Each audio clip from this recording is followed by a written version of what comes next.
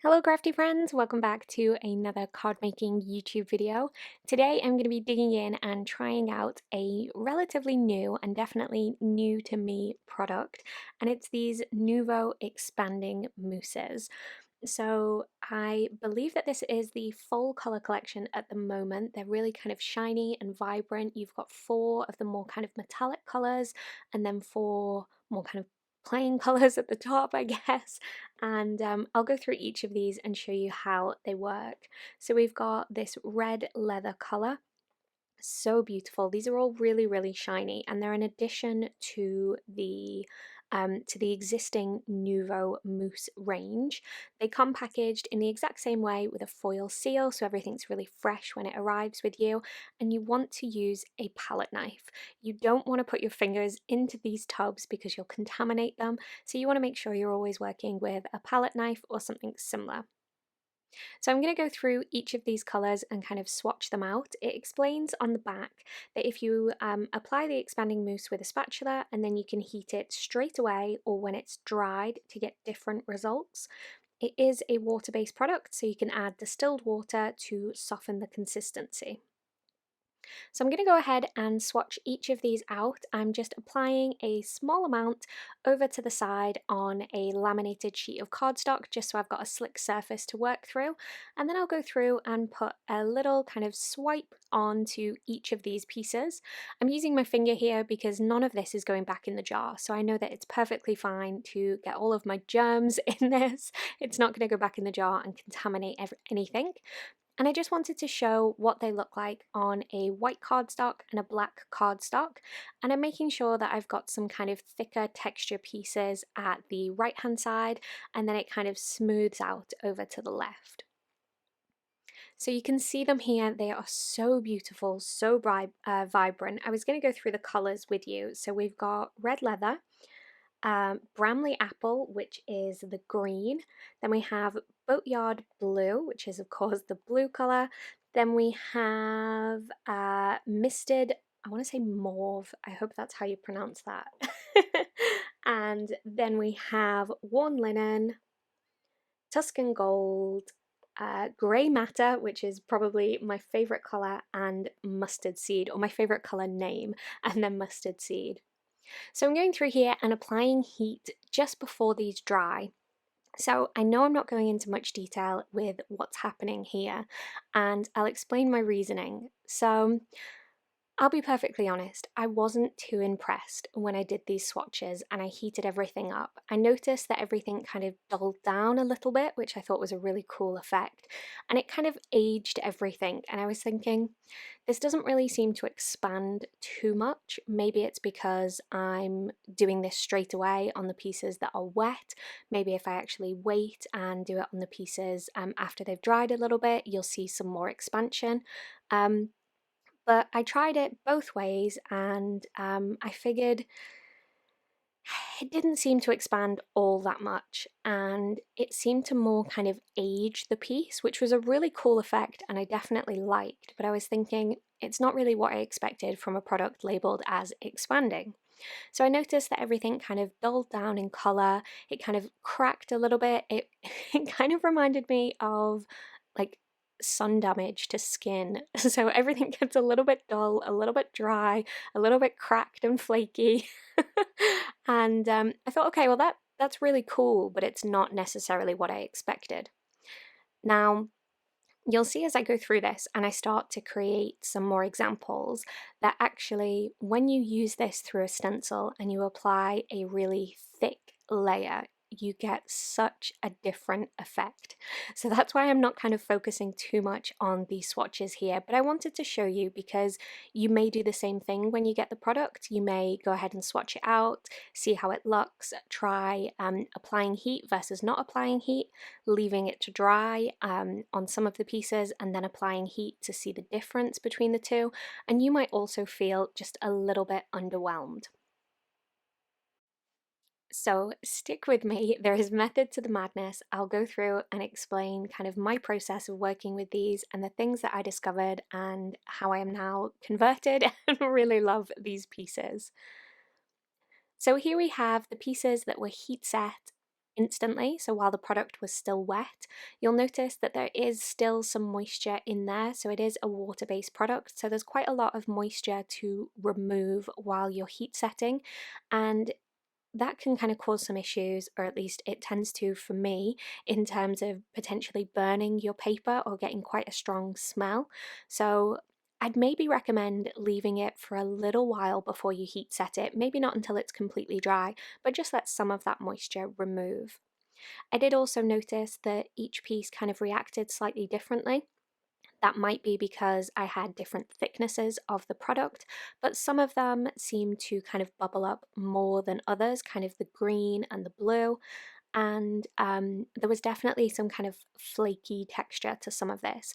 It is a flexible product, so it will, if you bend your paper, it will stay on the paper. It won't kind of pop off in one piece, but in some areas I did have some flaky pieces.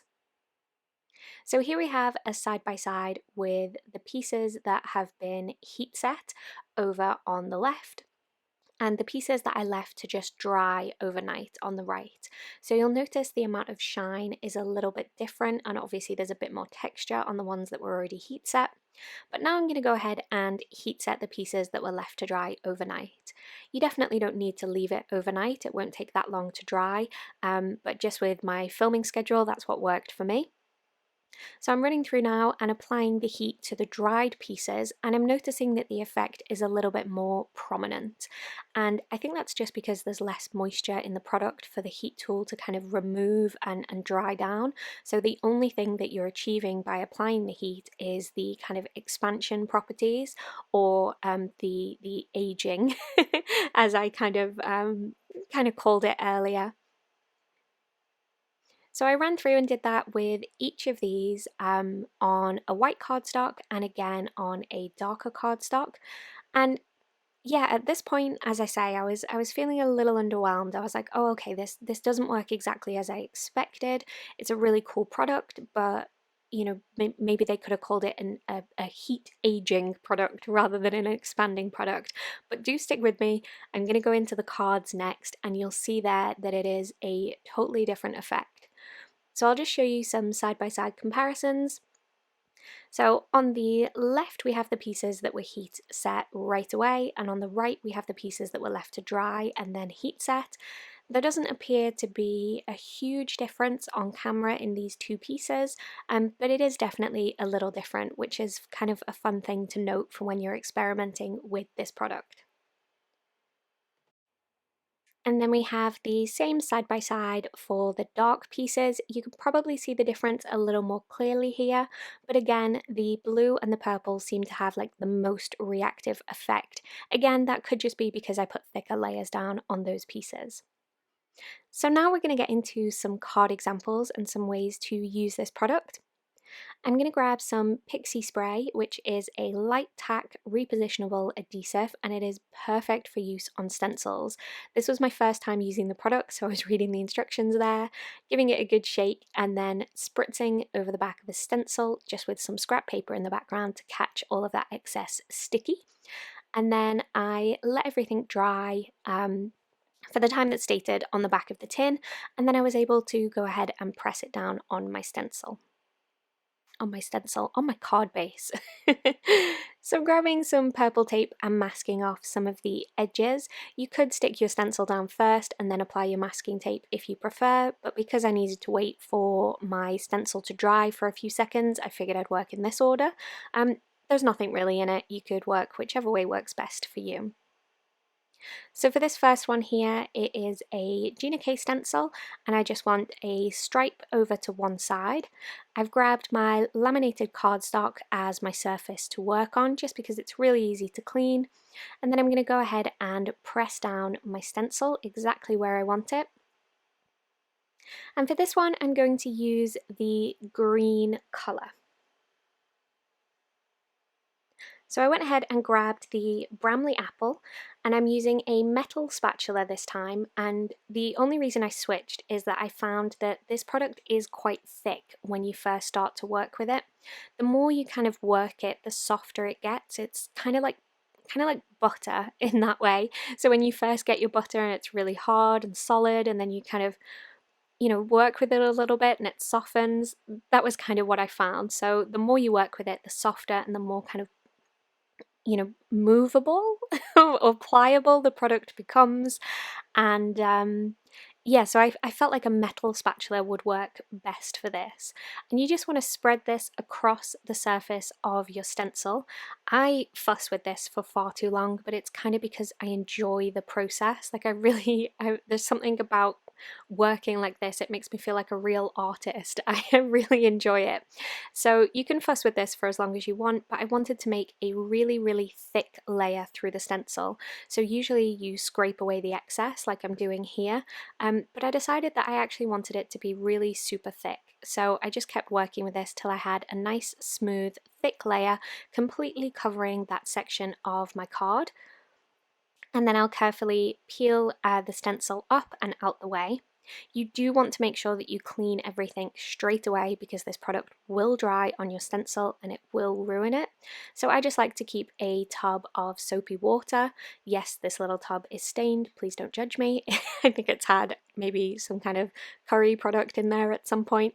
And yep, so I just pop my stencil in there and then I'll clean off my palette knife just using a baby wipe and dry it with a microfiber towel because it is metal, it will rust, and clean up my surface and I'm good to go. So Nuvo do actually sell a spatula tool that is designed to work with their mousse products. I don't have it, but it actually looks really great for working with these. So if you have that, by all means, definitely go ahead and use it. I've heard really great things from people that have used it. And it's like a little silicone, like a little baking spatula, but for your craft room. So it's perfectly sized for card making, which is wonderful. So here I'm peeling away the excess tape, and I love this design. I think it looks absolutely stunning as is. And I'm going to leave that to dry for just a little while I create my second card, but it won't be completely dry when I apply heat to it in a moment. So for the second card, originally I wanted to do almost like an ombre. So I have, or a color gradient, I have the blue and the kind of white pearl color, and I'm mixing those together just to get a slightly lighter shade. So I took, I don't know, maybe equal parts of the Boatyard blue and the worn linen, mix those together, applied adhesive to my stencil in the same way that I did with the first card, and then just started to apply that over the top of this card. So I wanted a lighter blue towards the top, then to go into a darker blue, and I actually wanted to end this piece with some of the color I can't pronounce, the misted mauve.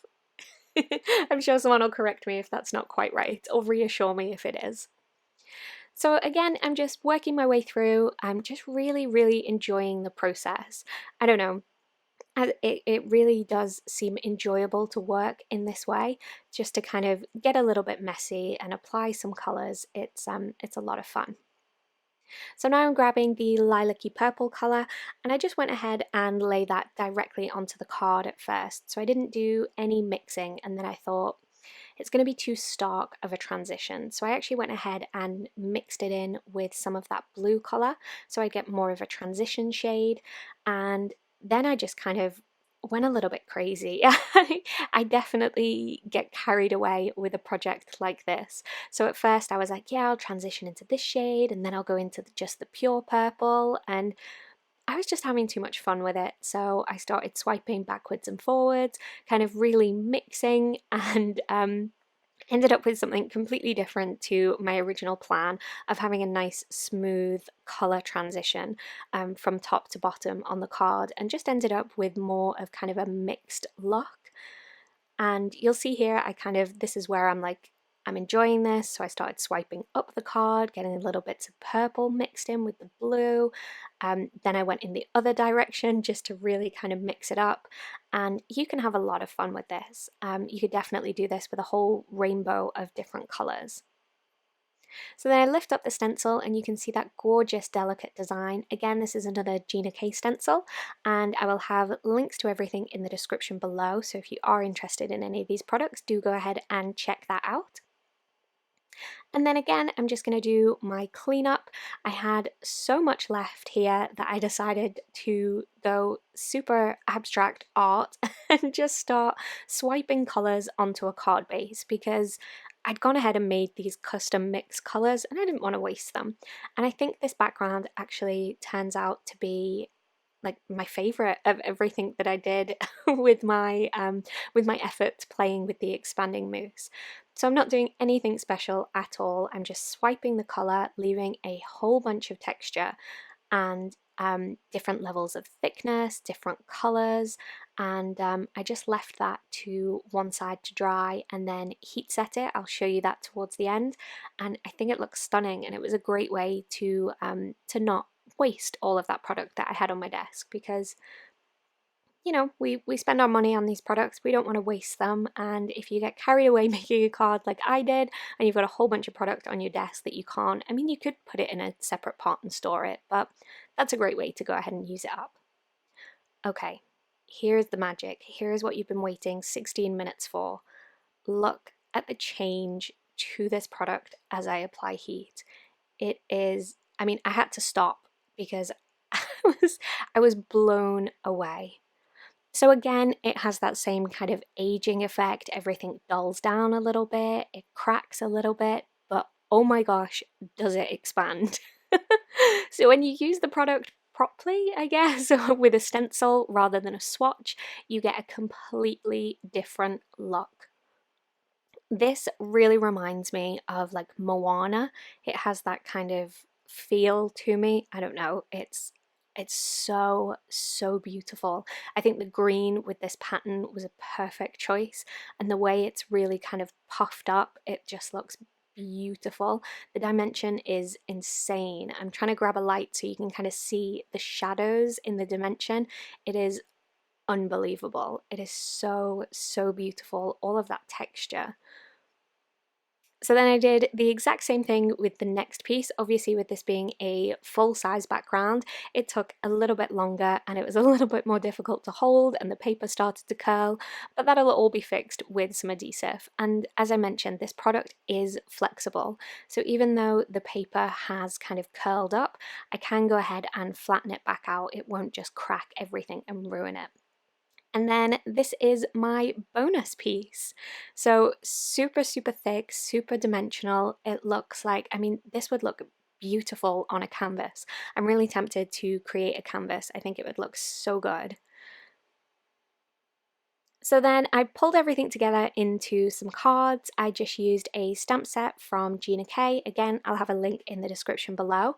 And for this one, I added 2 peel-off stickers from Love from Lizzie, just to frame the heat embossed area, or the mousse expansion heated area, just to kind of frame that and outline it, and then added a simple black sentiment, and I think it looks so beautiful. So we've got huge hugs, and I just added that to a white card base. And then for the second card, I actually heat embossed a white sentiment onto some black cardstock. And I trimmed this piece down and added it to a white card base also, but because I trimmed it down, there would be just a small white edge around this piece. And again, that sentiment is from Gina. So here we have sending you huge hugs, and I still had some anti-static powder tool on this black piece, so I just wiped that away with a slightly damp baby wipe. So there we have the 2 completed cards. Thank you for sticking with me on this journey, exploring how this Nuvo Expanding Mousse works. I still don't know what I'm going to do with this final piece, but it's so beautiful. I'm definitely going to keep it hanging around in my craft room, and I'll figure something out. So I hope you've learned something new and enjoyed this video. If you have, then let me know in the comments. If you're not already a subscriber, I would love to have you, so go ahead and click on my logo on screen right now to subscribe, and you can always click the bell icon if you wish to be notified whenever I post a video. There are a couple videos on screen right now that I think you might enjoy. You can go ahead and click on the thumbnails to go straight through to the videos, or I will see you back here again next time. That's all from me today. Bye for now.